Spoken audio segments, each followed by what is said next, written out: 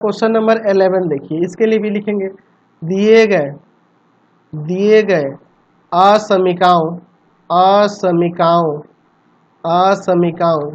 के संगत रैखिक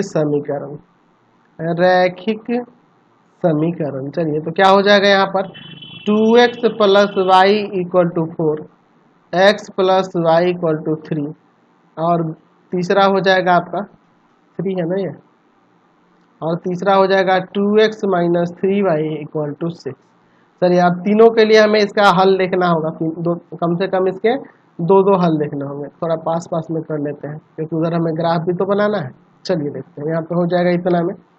चलो देखते हैं, तो अब इसके ग्राफ बना लेते हैं। कम से कम इसके दो हल निकालने होंगे पहले, तो दो हल निकाल के और फिर इसका ग्राफ हम लोग देखेंगे और फिर हमारा हल क्षेत्र प्राप्त हो जाएगा। चलिए देखते हैं, यहाँ पर एक्स वाई, अगर मैं यहाँ x की जगह 0 रख दूँ तो y का 4 आ जाएगा, y की जगह 0 तो x का 2 आ जाएगा। एक्स वाई, x की जगह 0 रख दो तो y का 3, और y की जगह 0 रख दूँ तो x का 3। एक्स वाई, अगर मैं x की जगह 0 रख दूँ तो y का -2 आ जाएगा, ये जाके भाग में करेगा ना, और y की जगह 0 रख दो तो ये जाएगा भाग में, तो 3 आ जाएगा x का। चलिए, अब इसका हम लोग यहाँ पर ग्राफ पहले देख लेते हैं। ठीक है, ये आपका ग्राफ हो जाएगा, इतना में तो बन ही जाएगा। चलिए देखते हैं, ये आपका x यहाँ पे ले लेते हैं x डैश, ऊपर y हो जाएगा और नीचे आपका y डैश।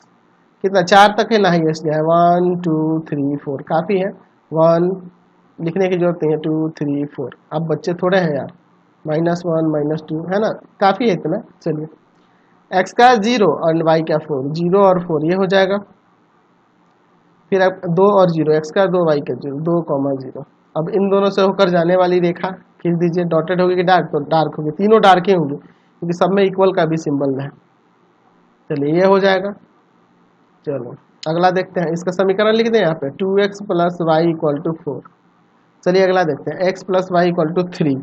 चलिए, तो 3 0 है और 0 3 है, यही ना है, 0 3 3 0, यहाँ 3 0 हो जाएगा और 0 3 आपका यह हो जाएगा, और इन दोनों से होकर जाने वाली रेखा, ठीक है, यह हो जाएगी। चलो, ये आपकी रेखा हो जाएगी, ये भी डार्क ही होगी, पहले ही मैंने बता दिया है, x plus y equal to 3। अगला देखते हैं, इसके लिए x का 0, y का -2, 0 और -2 ये हो जाएगा, 3 0 ये हो जाएगा। इन दोनों से होकर जाने वाली रेखा यही ना हो जाएगी, इन दोनों से होकर जाने वाली रेखा ये हो जाएगी।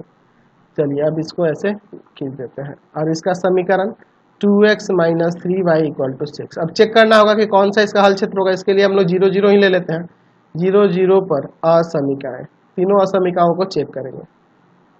ठीक है, चलिए पहला देखते हैं, दिया है 2x plus y is greater than equal to 4।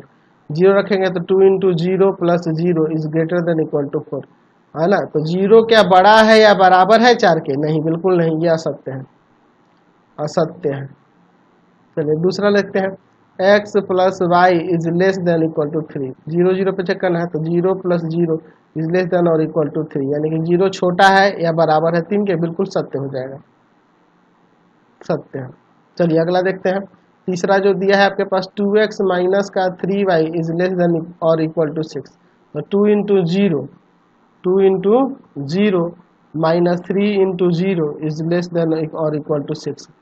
तो ये 0 इज लेस देन और इक्वल टू 6 हो जाएगा ना, बिल्कुल सत्य है ना, 0 छोटा है ना 6 से।